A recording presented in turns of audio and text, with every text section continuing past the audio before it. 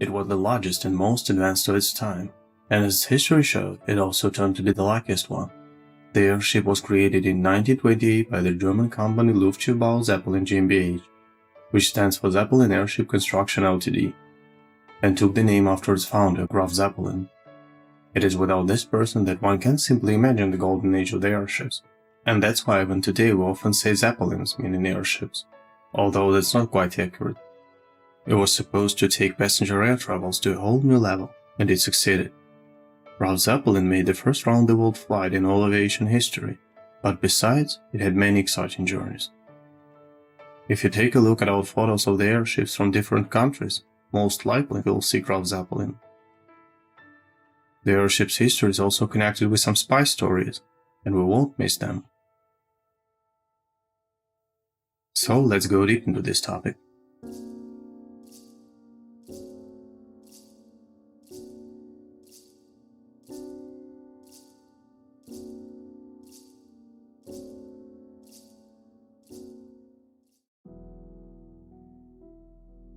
This story began in 1891 when Count Ferdinand von Zeppelin left his military service and started the construction of the airships, although aviation became his passion much earlier.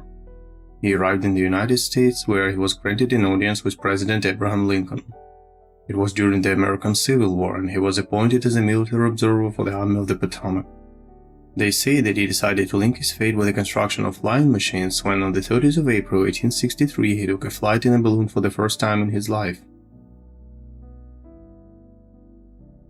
As a military, he understood that this device could completely change the way they conducted reconnaissance. Later, during his service, he conducted numerous reconnaissance operations using balloons. Count von Zeppelin believed that the future of aviation belonged to lighter-than-air flying machines, but they were meant to be large, rigid, and dirigible. In 1898, he started the creation of large airships. The designer's first attempts were unsuccessful, but over the time his Zeppelins dominated long-distance flights until 1930s. His Luftschiffbau Zeppelin GmbH, founded in 1909, constructed 119 airships. The Zeppelin Group also included the world's first airline, named DLAG, which stands for German Airship Travel Corporation. From November 1909 to June 1914, transported more than 34,000 passengers using Zeppelins.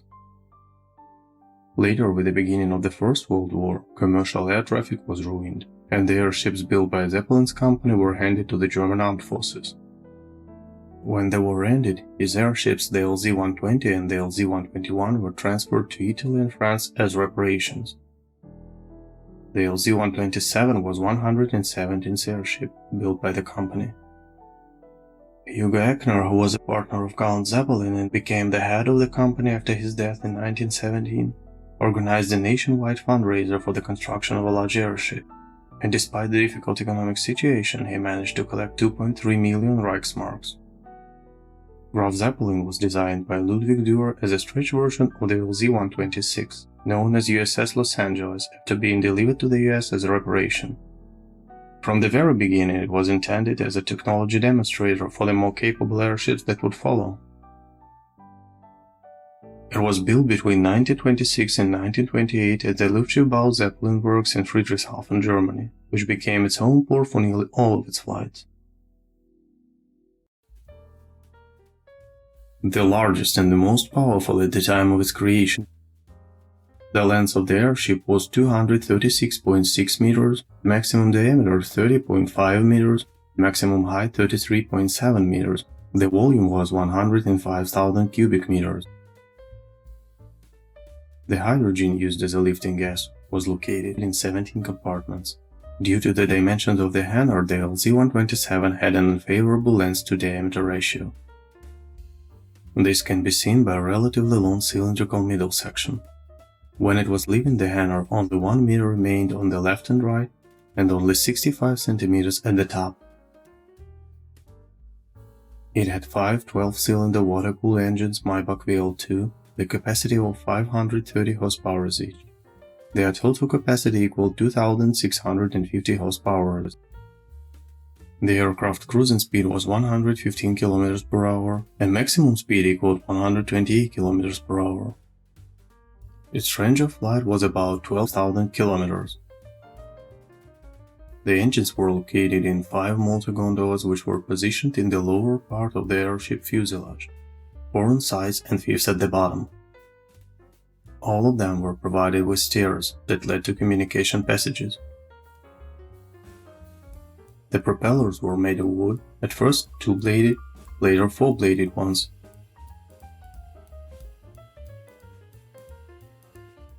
The frame of the LZ-127 consisted of several rings located one behind the other. Inside the dome there were warehouses for cargo and spare parts, together with lifting gas cylinders, fuel and oil tanks, water tanks for both washrooms and ballast. They were connected with corridors that also led to motor gondolas and gas compartments. The same corridors served as living quarters for the crew, which consisted of 35 to 45 people.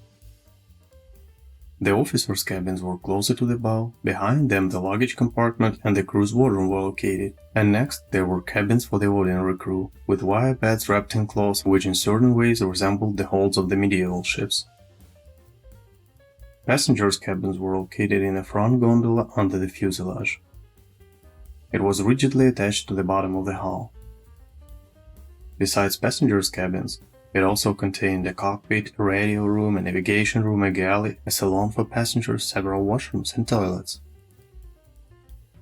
There was a ladder in the navigation room that connected the front gondola with the dome passages. Graf Zeppelin's front gondola was the largest in the history of the airship engineering. Its length was 40 meters, width equaled 6 meters, and maximum height 2.25 meters. It was twice as wide and almost twice as long as a passenger train car at that time. Passengers' cabins looked very much like train compartments. They had 2 rows of beds which could be turned into a sofa, a folding table by the window, and even a wardrobe.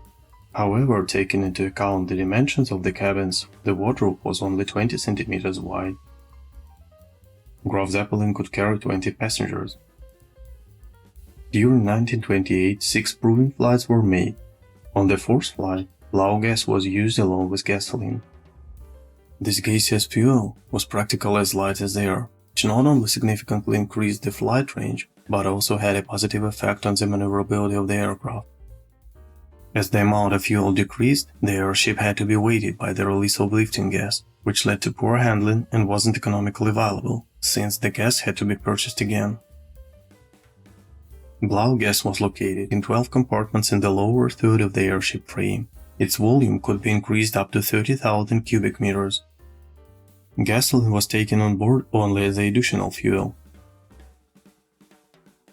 Graf Zeppelin's radio station was the largest radio equipment ever installed on the aircraft at that time. 3 officers provided radio communications for the airship operation together with private telegrams for the passengers. After 6 proven flights and making more than 3,000 kilometers, Graf Zeppelin made its first intercontinental flight to North America. On the 11th of October 1928, the airship with 20 passengers and 40 crew members on board took off from Friedrichshafen, Germany to Lakehurst, New Jersey, USA. Due to bad weather, a longer south route was chosen. Nevertheless, on the 3rd day, a storm overtook the LZ-127 south of the Azores. British journalist Lady Grace Margaret Hay Drummond Hay, who was on board as a passenger, described what happened as an indescribable mess. The passengers were having breakfast and small talks in the salon when suddenly a strong squall hit the airship. Snows went up and down sharply. Tables and chairs overturned and dishes fell on the floor. The canvas covering of the left side fin was torn. Without it, the airship could only move helplessly with the wind. Commander Hugh Eckner gave the order to stop engines. 6 crew members volunteered to make repairs. Among them was the son of Eckner named Knut. Along the hull of the airship, they reached a partially torn fin. The team tied themselves with ropes and went down to the fin. Only these ropes tied around their waists kept them from falling into the ocean. The work had just begun when the officers in front gondola noticed that another squall was coming up. The commander had to make a choice, either to start engines and get out of its path, or to suffer the heat of the squall. In both cases, the wind could blow the repairmen off right into the ocean, and moreover, they had no opportunity to warn them. Ekner gave the command to start 2 engines, and the airship got out of the storm. The wet and frozen people holding on the ropes continued their work. The torn area was covered with blankets sewn together. In the morning they set off again. The airship landed at Lakehurst, and a grandiose celebration was held on this occasion. Ekner had chosen the date of the trip on purpose. He wanted to attract more public attention to the airship arrival. It coincided with the celebration of the anniversary of the discovery of America by Christopher Columbus on October the 12th.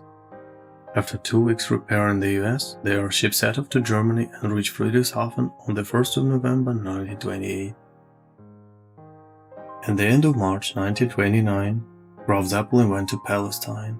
On the way it flew over Rome and greeted Benito Mussolini and King Victor Emmanuel III.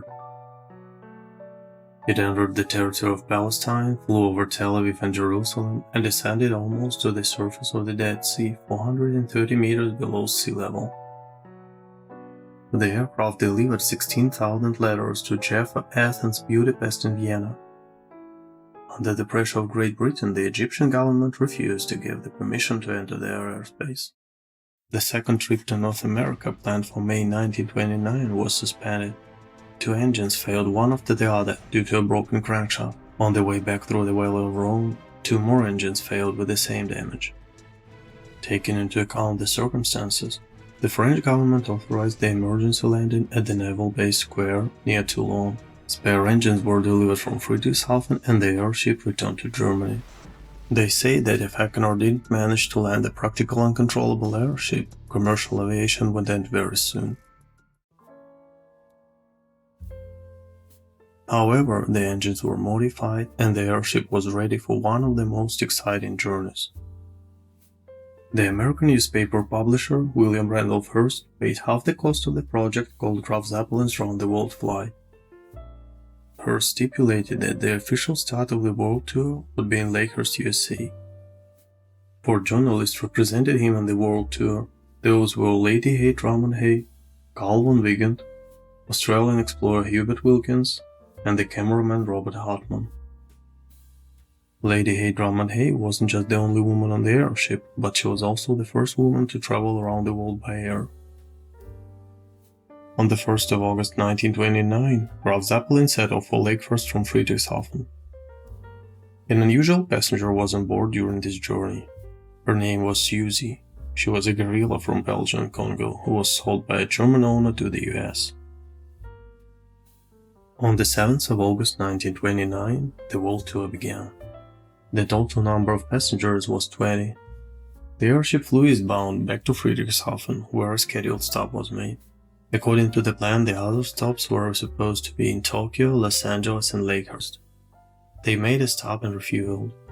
On the 15th of August, the airship set off in an easterly direction through the territory of Eastern Europe and the USSR. After passing the city of Yakutsk, the USSR, Graf Zeppelin reached the Pacific Ocean. In this part of the route, a stowaway was found in the cargo hold. It was a 19-year-old Clarence Johin. On the 19th of August 1929, Graf Zeppelin arrived in Tokyo. The government invited the crew and passengers to a reception hosted at the Imperial Summer Palace. On the 23rd of August, the aircraft set off over the Pacific Ocean, and despite all the difficulties, after 67 hours, about 3 days over the Pacific Ocean in stormy weather, the airship reached San Francisco. Graf Zeppelin covered a distance of 9,653 kilometers above the ocean. For great aesthetic effect, Ekner held the ship for a little while to cross San Francisco Golden Gate at the sunset. Graf Zeppelin completed the first non-stop flight over the Pacific Ocean in all aviation history, and landed in Mansfield in Los Angeles. On the 29th of August 1929, Graf Zeppelin returned to Lakehurst from the west. The flight time from Lakehurst to Lakehurst was 12 days, 12 hours and 13 minutes. The total round-the-world travel time, including stops, was 21 days, 5 hours and 31 minutes. During this time, 33,234 kilometers were covered, while the aircraft was refueled only 3 times. At that time it was the fastest journey around the world. During his stay in New York, Hugo Eckner drew the route of Graf Zeppelin on the historical globe of New York City. He was received by the US President Herbert Hoover. During the meeting, he managed to make an agreement with the head of US Postal Service on the issue of 3 postage stamps, which were used for the mail delivered from Europe to America. On September the 5th, the airship arrived back in Friedrichshafen. About 40,000 spectators welcomed Graf Zeppelin in Germany at the end of its world tour. On the 9th of April 1931, Graf Zeppelin, commanded by Hugo Eckner, set out from Friedrichshafen on a new journey to the Middle East. It arrived on the African coast, and after reaching Alexandria, it flew over the Nile straight to Cairo. From there, it headed towards the pyramids of Giza, flying over them at an altitude of 200 meters. Graf Zeppelin headed north again, and made a night flight along the Nile towards Cairo. On the 11th of April, the airship landed at Al-Mara airfield near Cairo. The British Royal Armed Forces stationed in the region provided a grounding for landing. Soldiers also had to hold back 30,000 people who wanted to see the airship. After a short stop, the aircraft departed for Palestine. Commander Hugo Eckner remained in Cairo for the audience with the king. At 10 a.m., Graf Zeppelin arrived in Jerusalem. At an altitude of 100 meters above the Holy Sepulchre, the airship stopped its engines and stayed motionless for several minutes. After that, Graf Zeppelin returned to Cairo to pick up Eckner. At night, the airship left the territory of Libya, and on the morning it had already been over the coast of Crete. Then it flew along the western coast of Greece and Albania. Later, Graf Zeppelin crossed the Karst Mountains at an altitude of 1,700 meters, and further through the territory of Yugoslavia reached the capital of Austria, Vienna. In 5 days, it managed to overcome 9,000 kilometers and cross the territory of 14 countries on 3 continents.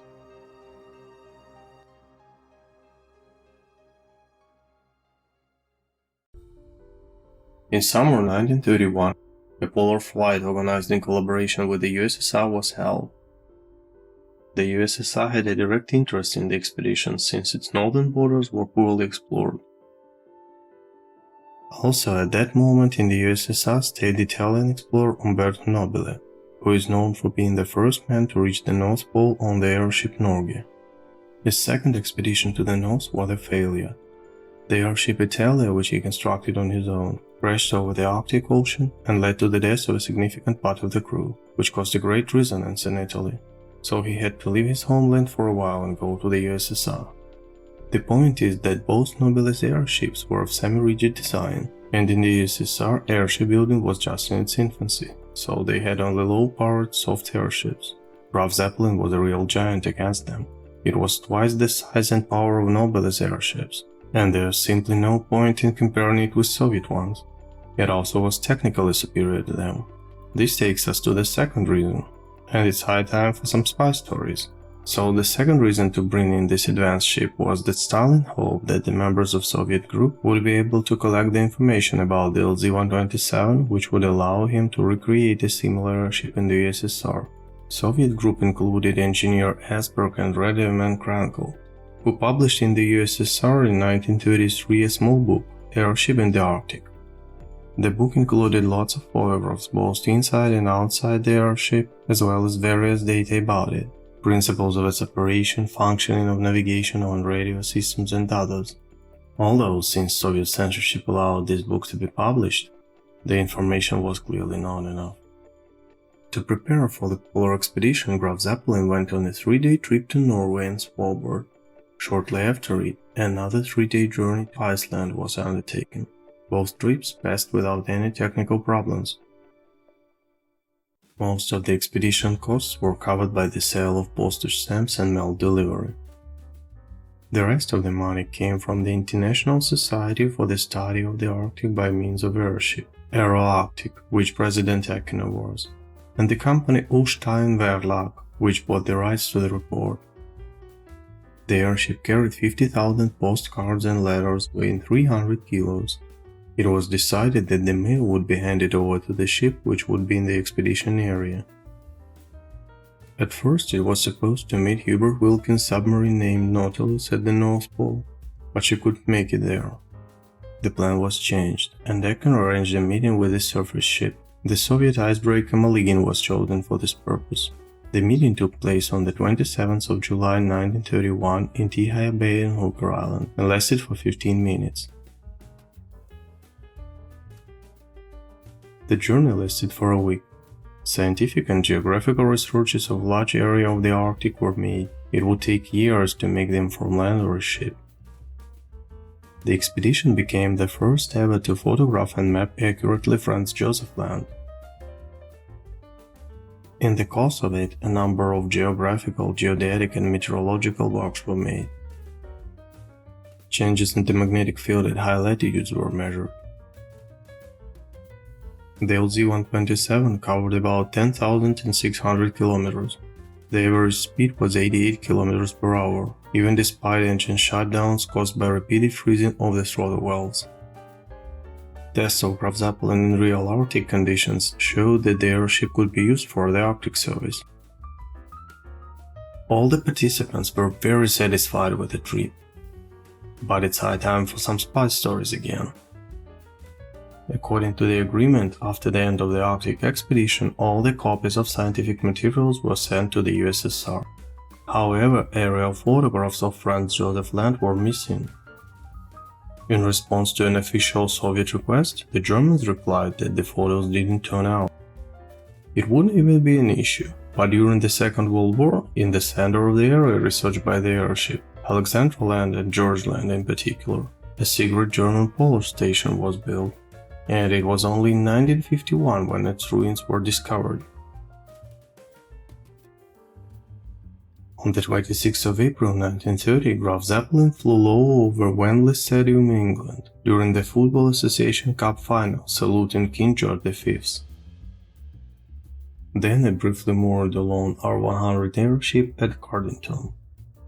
On the 2nd of July 1932, the airship made a 24-hour tour of Great Britain. Later, it turned out that during these visits, several interesting photos were taken from the airship. The photographs showed Royal Air Force's military bases, Blackburn Aircraft Factory in Yorkshire, and the Portsmouth Navy Yard. Of course, we can't confirm anything, but it's likely that this was espionage for the German government. Since 1930s, it was planned that Graf Zeppelin would operate regular flights to South America. Brazil had a large population of Germans, and the existing maritime communications were slow and inconvenient. At the same time, Graf Zeppelin could carry passengers over long distances with the same luxury as an ocean liner and almost as fast as modern airplanes. It came to the point that some passengers were ready to sacrifice their comfort and be accommodated in the officers' cabins. So on one of the flights, Graf Zeppelin was able to take on board as many as 38 passengers. Graf Zeppelin wasn't fast enough and couldn't carry so many passengers to suit busy North Atlantic route, but because it flew on Blau gas, it could easily make much longer flights across the South Atlantic. Since the NAZY party came to power in Germany in January 1933, they demanded their symbols be applied to all the aircraft in the country. They were supposed to be placed on the entire hull of the airship, but Eckener, who was an opponent of the regime, managed to defend Graf Zeppelin, and swastika signs were applied only on the left side of the fins. Returning from Brazil in October 1933, the airship appeared at the Century of Progress World's Fair in Chicago. Eckener flew around the expedition clockwise to prevent the audience from seeing swastika signs. In honor of Graf Zeppelin's visit, the US Postal Service issued a special stamp. It was the fifth and the last stamp devoted to this airship in the United States. Between 1931 and 1937, Hugh Eckener operated regular services between Germany and Brazil. It was the fastest air service and the only non-stop flight on this route at the time. Graf Zeppelin made 64 flights to and from Brazil, And this became the first regular intercontinental commercial passenger service, which continued until the tragedy of Hindenburg in May 1937. Graf Zeppelin was over the Atlantic returning from Brazil when radio operator received a message about Hindenburg crash at Lakehurst. The crew was informed by Captain von Schiller, but the news was kept from the passengers until they arrived in Friedrichshafen on the 8th of May 1937. This trip was the last one. By this time, Zeppelin Company had already been nationalized. The new company management, appointed by the government, decided to stop passenger services until the circumstances of the accident were clarified. On the 18th of June, Graf Zeppelin made its 590th and final flight to Frankfurt am Main, where it was placed in an airship hangar. Graf Zeppelin was decommissioned on the 19th of July 1937. After the hydrogen was released, it was turned into a museum. Most people couldn't afford to travel on the airship, but now anyone could buy a ticket, and there were quite a lot of people who wanted to. The airship was fully operational and able to fly.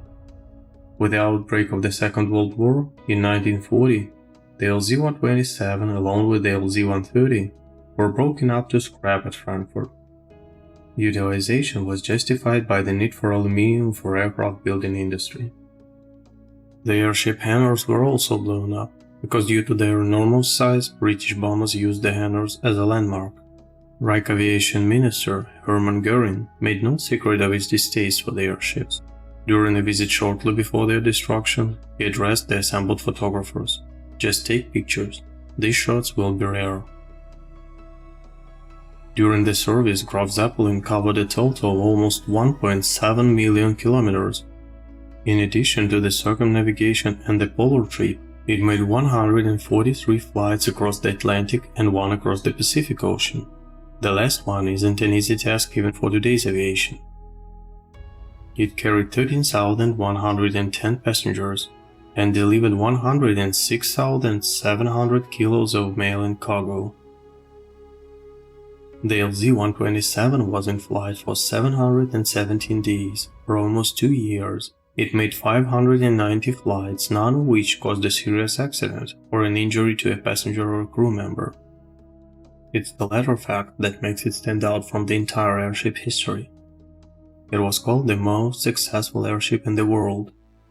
Almost all of them crashed in severe weather conditions, and Graf Zeppelin, after all its journeys, remained in service until the very moment of its disposal. Even now, in 2022, the LZ-127 is the current holder of 2 absolute world records of the International Aeronautical Sports Association (FIA).